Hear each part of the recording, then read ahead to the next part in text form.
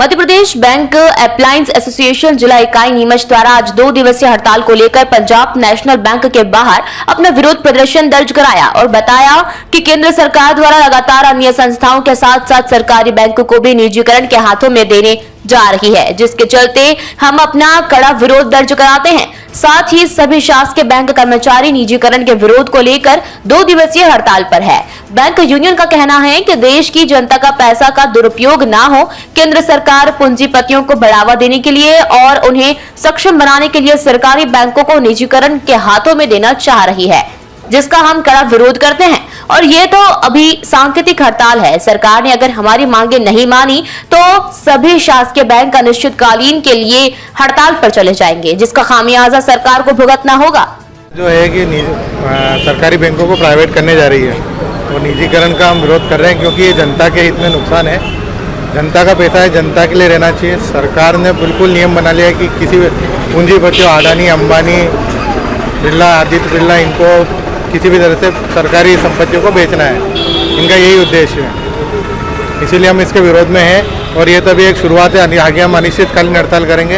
अभी 2 दिन की एक सांकेतिक हड़ताल है, जिसे सरकार को दिखाना चाहते हैं कि आपका बिल, जो बैंकिंग अमेंडमेंट बिल ये ला रहे हैं, उसके पहले हम जागरूक हैं और हम किसान से ज़्यादा पढ़ा हुआ बुद्धिजीवी वर्ग है बैंकिंग को। ये निश्चित रूप से हम इस लड़ाई को जीत करेंगे कि हमारी एकता इसमें बहुत मजबूत है। हाँ सर, ये 2 दिन की हड़ताल है और पूरे भारतवर्ष में सभी सरकारी बैंकें बंद हैं और प्राइवेट बैंक का और आरबीआई के कर्मचारियों को भी हमारा समर्थन है। वो भी लंच में हमारे समर्थन में प्रदर्शन करेंगे, आरबीआई के कर्मचारी भी। कि बैंकों का निजीकरण कर दिया जाए और बैंक कारपोरेट घरानों के सुपुर्द कर दी जाए। जनता का पैसा है ये, और जनता का पैसा बड़े घरानों के सुपुर्द करने के लिए सरकार एक बिल लाना चाहती है और इसी संसद सत्र के अंदर ये बिल लाना चाहती है। इसका हम विरोध कर रहे हैं, क्योंकि सरकार इस बात के लिए बिल्कुल सुनने को तैयार नहीं है कि ये जनता का पैसा किस तरह कारपोरेट घरानों को दे दिया जाएगा। तो किस तरह से पहले भी जब बैंकों का राष्ट्रीयकरण नहीं हुआ था, तब भी प्राइवेट लोगों के हाथों में बैंकें थी और सैकड़ों बैंकें दिवालिया होकर बंद हो चुकी है और लोग अपने पासबुक और एफडी के रसीदें ले लेके घूमते रहे। आपने देखा होगा कि अभी हाल कुछ दिन पहले एक प्राइवेट बैंक यस बैंक डूबा और उसको बचाने के लिए सरकार ने जो है स्टेट बैंक ऑफ इंडिया को कहा कि इसकी मदद करो।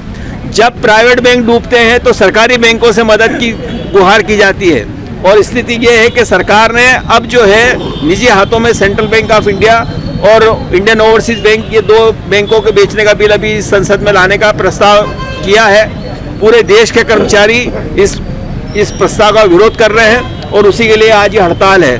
हम किसी भी हालत में बैंकों का निजीकरण नहीं होने देना चाहते, क्योंकि खाली बैंक एम्प्लॉय की बात नहीं है, ये आम जनता का पैसा है और आम जनता का पैसा निजी हाथों में सौंपा जाता है। ये एक तरह से सरकार एक कुप्रचार कर रही है कि बैंकों के अंदर कर्मचारी सरकारी बैंकों में काम नहीं कर रही है। बात बिल्कुल गलत है, क्योंकि सरकारी बैंकों में प्राइवेट बैंकों से 4 गुना ज़्यादा खाते हैं। अगर प्राइवेट बैंक में 10,000 खाते तो सरकारी बैंक में 40,000 होंगे, अगर वहाँ 20,000 है तो यहाँ 80,000 खाते होंगे। तो इस तरह से, और वहाँ के जो स्टाफ है उसकी बनिस्बत सरकारी बैंकों में दिन पर दिन स्टाफ कमी की जा रही है।